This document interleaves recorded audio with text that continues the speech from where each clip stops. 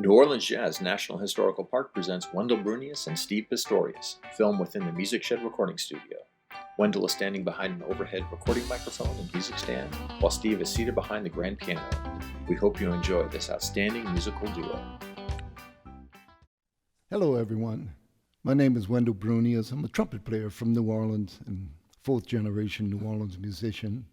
I have with me one of the greatest pianists on the planet, the #1 interpreter of the Jelly Roll Morton style New Orleans piano. Notice I didn't say imitator, I said interpreter.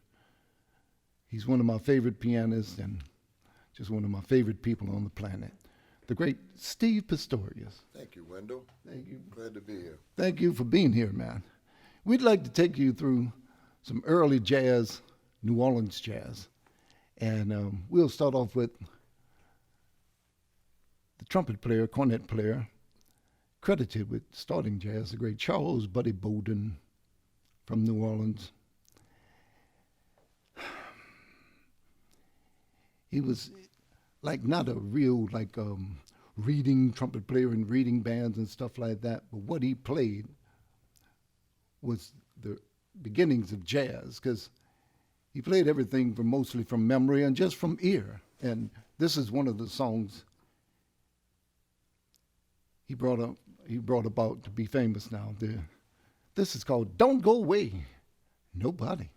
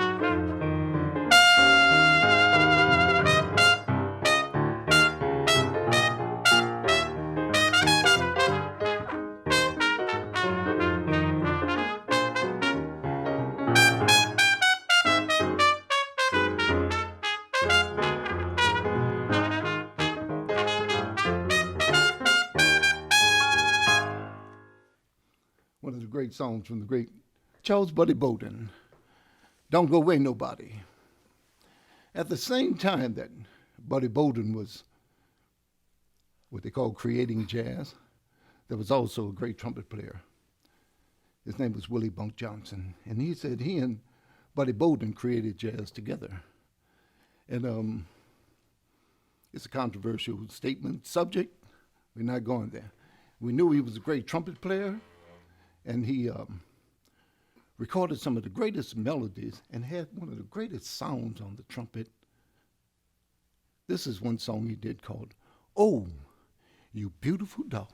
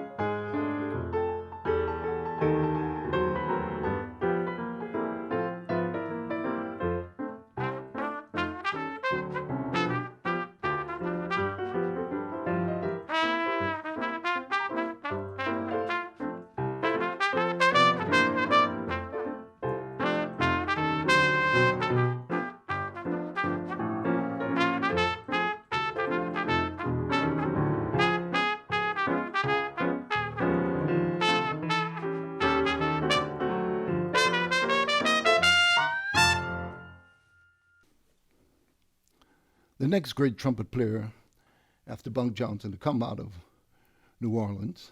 I mean, there were many, many great, Buddy Petit and people like that. But the next guy I'm thinking of is the great Joseph King Oliver. He was the mentor of Louis Armstrong and just a great cornetist in his day. This is a song he wrote that's become a jazz standard. Rumor has it that he wrote it about, I'm going to say, someone who used to deliver commodities into the neighborhood. You know what I mean? So like snowballs or not snowballs, cream? Not snowballs and ice cream. Milk? No, it's just something a little different. Something that just lifts your spirits and made you feel good. Oh, ice cream. This is yeah, ice cream can do it too. But this is King Oliver's Hello Central. Give me Dr. Jazz.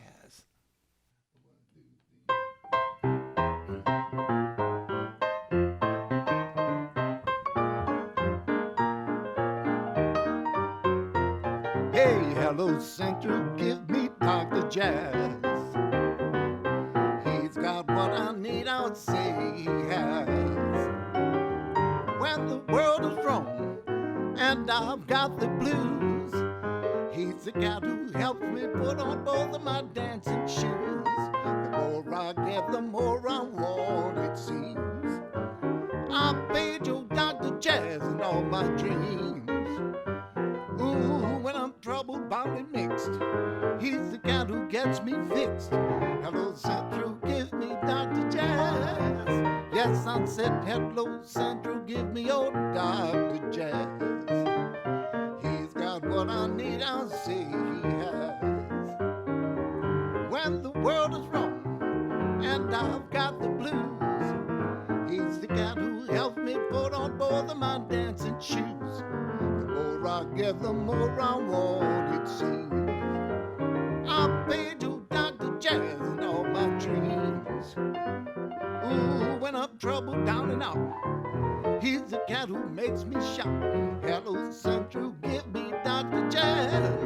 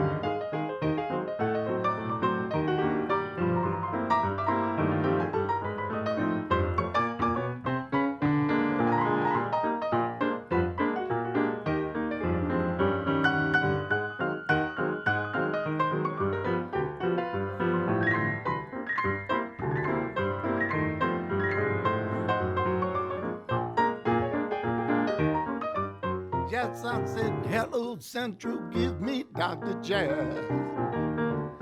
He's got what I need, I'll say he has. When the world is wrong and I've got the blues, he's the cat who's helped me put on both of my dancing shoes. The more I get, the more I want, it seems. I paid you Dr. Jazz in all my dreams. Ooh, when I'm troubled, bound and mixed, he's the cat who gets me fixed. Hello Central, give me Dr. Jazz.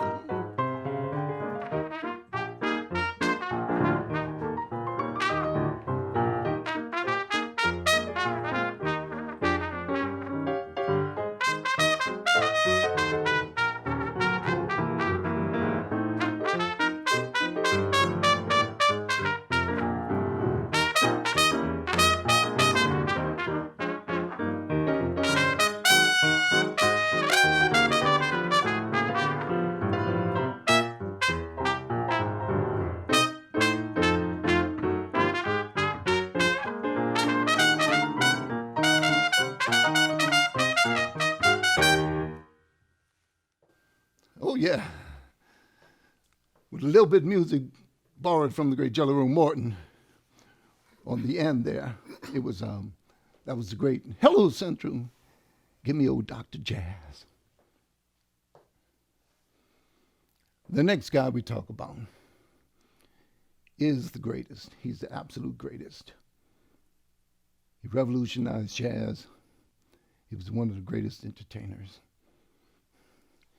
He had a gravelly voice, and he became one of the most recognizable sounds in the history of mankind. As a matter of fact, his image was the most recognizable on the planet until Mickey Mouse. Hey, that's so true. Yeah, I mean, of course, you know. But we're speaking of none other than the greatest. His mentor was the great Joseph King Oliver. In 1922, King Oliver sent a telegram to New Orleans asking the great Louis Armstrong to come up there to Chicago to join his band. Louis played second trumpet to King Oliver for a while. And he met a beautiful young pianist that was with King Oliver's band named Lillian Harding. And soon she was Mrs. Louis Armstrong. And she always encouraged Louis. She said, you're the greatest, man. You know, leave King Oliver's band, go and form your own band and stuff like that. And us being musicians, we know how this works. If you're great, great, but you got to go where the gigs are, because no one's going to pay you just to be great. You got to have a gig. And anyway, he finally left the King Oliver band and formed his own band, the Hot Five, with her on piano. And they recorded many, many, many songs.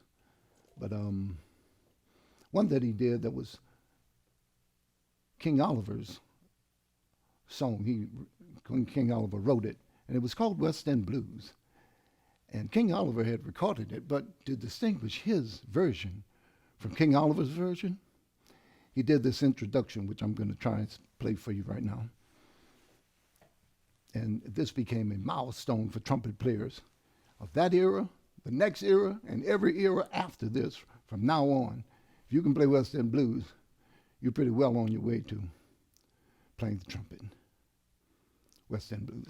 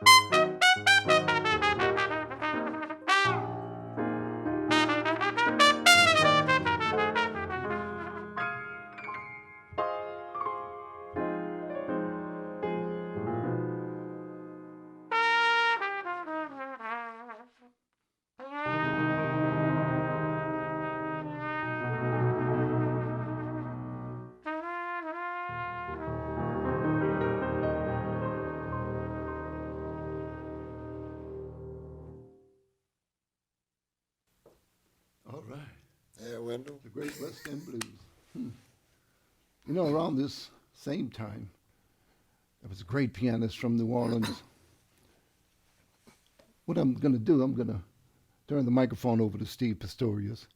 He is the #1 authority on this guy, on the planet. And we're going to ask him to say something about the great Jelly Roll Morton. I could talk all day about Jelly Roll Morton. He's my favorite piano player. He's everything that Jelly Roll Morton played. You can hear it in rhythm and blues. You can hear it in early rock and roll. He influenced every kind of music that came after, especially in the city of New Orleans.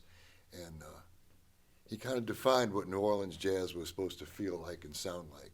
He had an amazing ability to get his bands to play kind of like his piano playing. I don't know how he did that. He would notate it, but then he'd just get them to play like he wanted, especially in the mid-1920s with his Red Hot Peppers, his greatest band. He was the first person to notate jazz, actually write it down, and he took ragtime, kind of stiff ragtime, and he took the stiffness out of it and made it swing. Kind of made New Orleans jazz work. Mm-hmm. I don't know how to put it, but it just did. And it's so. I'll play one of his numbers for you now. This is called The Pearls.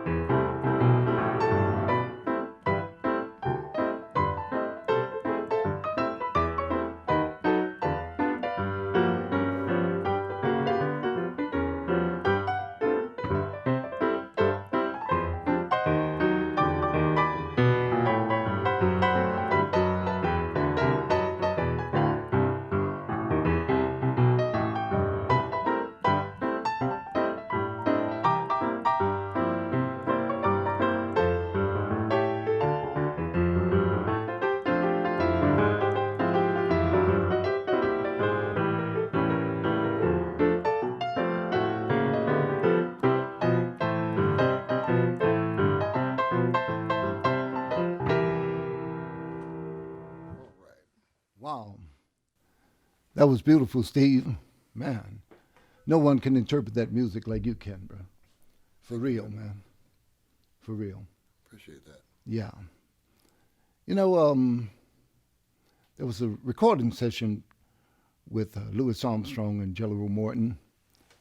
And a lot of times record producers tried to keep, a particular artist sounding like himself. But every now and then we got one of these mixed recordings. I mean, there was one with Louis Armstrong, Bechet, and Clarence Williams. That was a killer. That was a real killer. But this is from the record with Jelly Roll Morton and Louis Armstrong. They did this song. It's titled Wild Man Blues.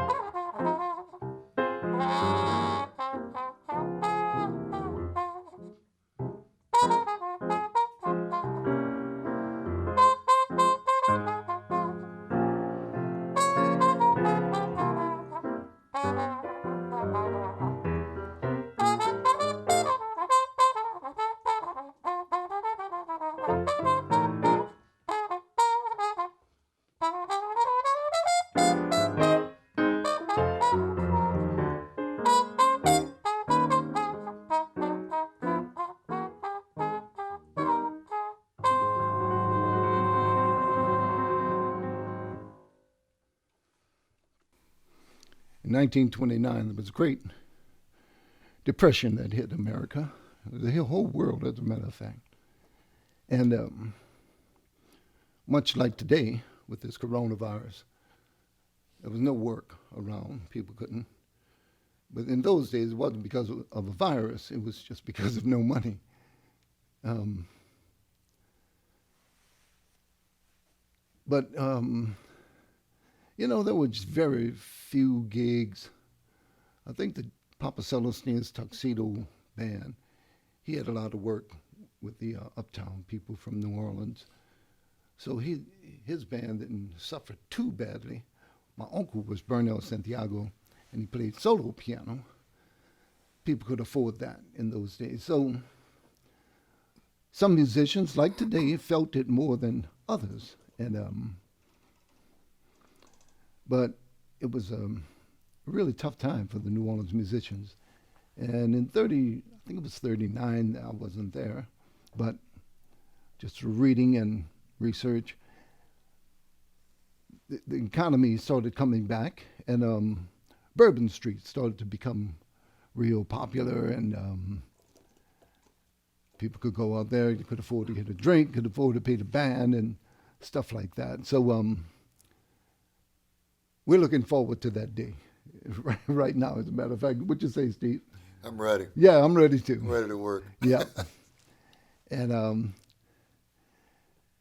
we played a song from the great Willie Bunk Johnson. And in the 30s, he started working in the rice fields and the cane fields in New Iberia, Louisiana. And the great researcher, the great Bill Russell, seeked him out, bought him some teeth. All his teeth were gone, bought him some teeth and bought him a horn.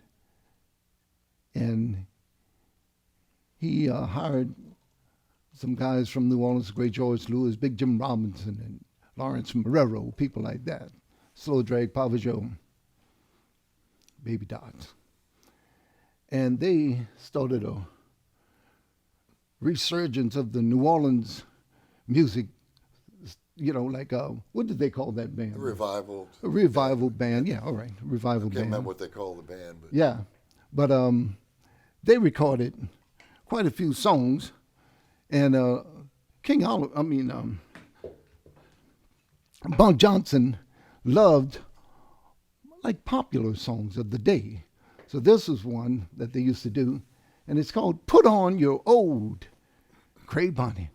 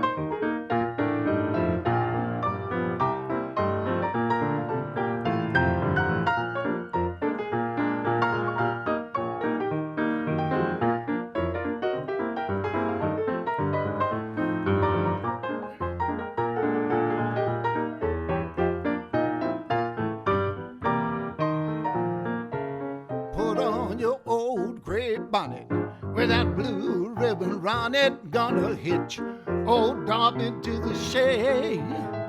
Through the fields of clovers we'll go riding over on our go-done wedding day.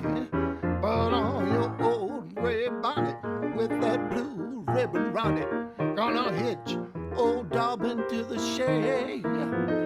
Through the fields of clover we'll go riding over on our golden wedding day.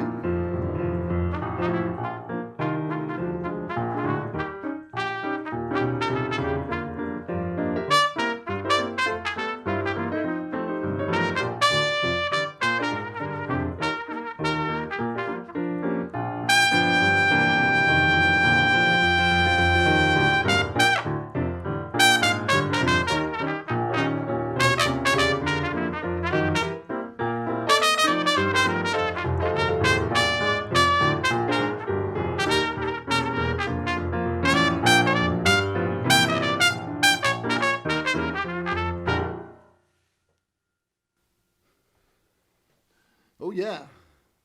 Put on your great bonnet, recorded by the great Willie Bone Johnson with George Lewis and the gang. That kind of music, that revival, carried Bourbon Street for a while. And in 1961, a place was opened up on St. Peter Street. And it became a place where the older musicians could go to play, the older musicians of New Orleans. And it was named Preservation Hall. It's still there, right next to Pat O'Brien's. And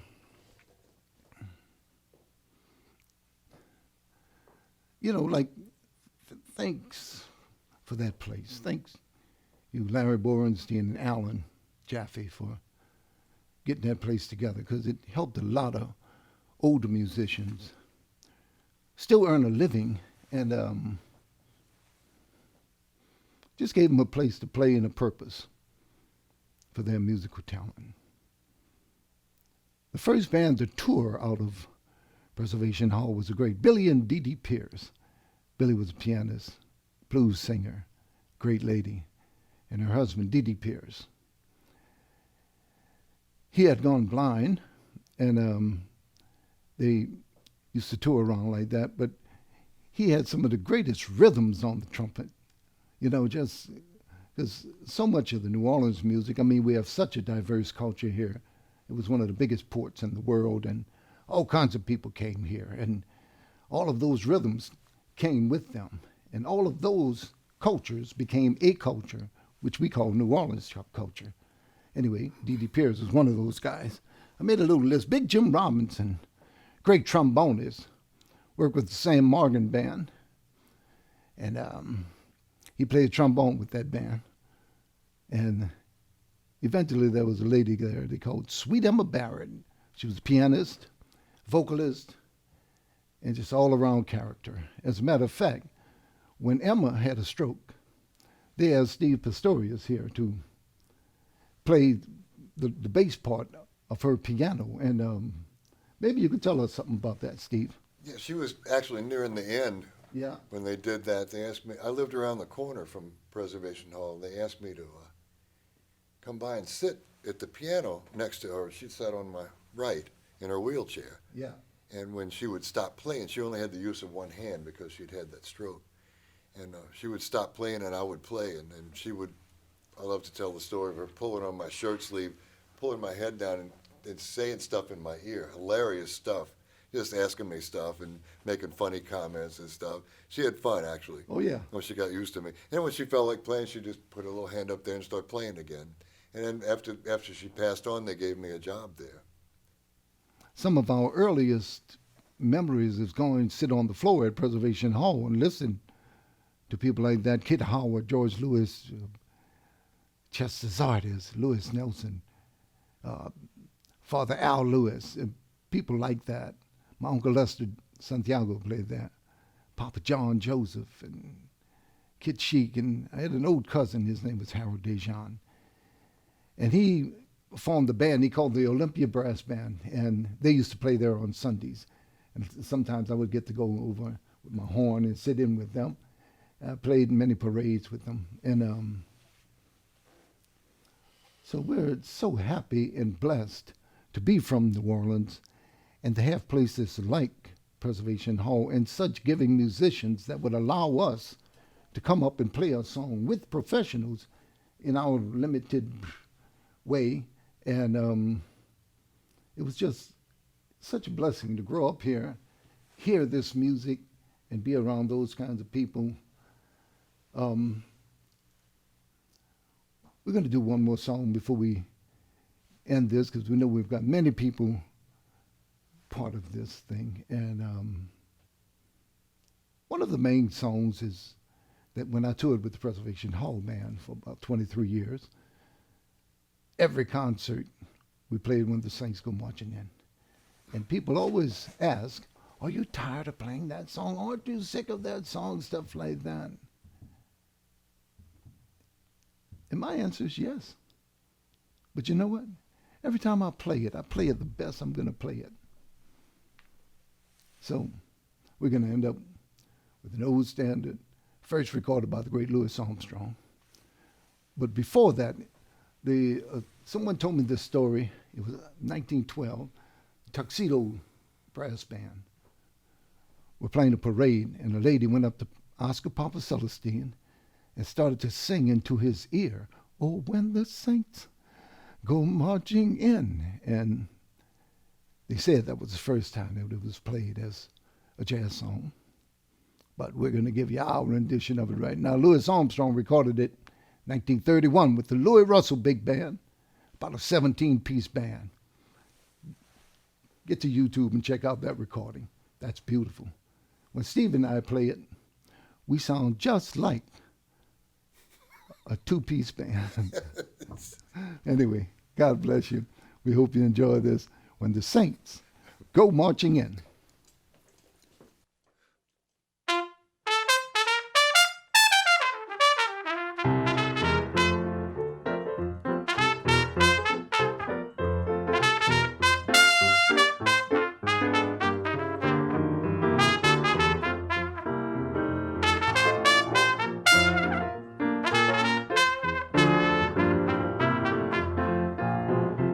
When the saints go marching in, when the saints go marching in, you know I want to be in that number. Now when the saints go marching in, and when the sun refuses to shine, when the sun refuses to shine, you know that I want to be in that number.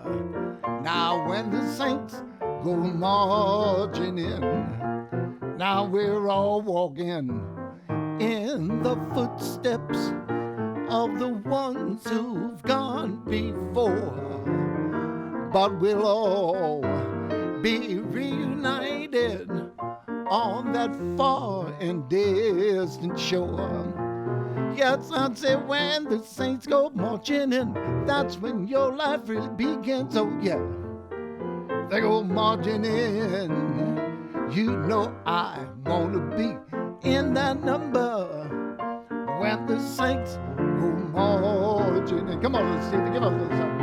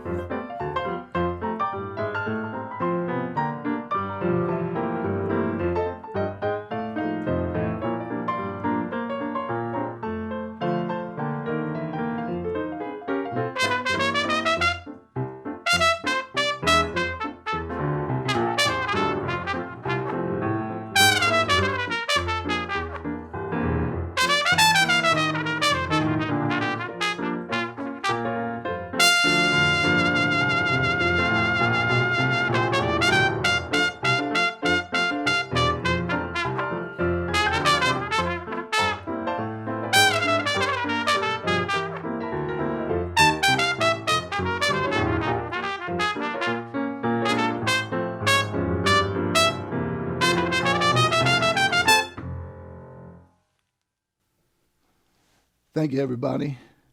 Enjoy. That was fun.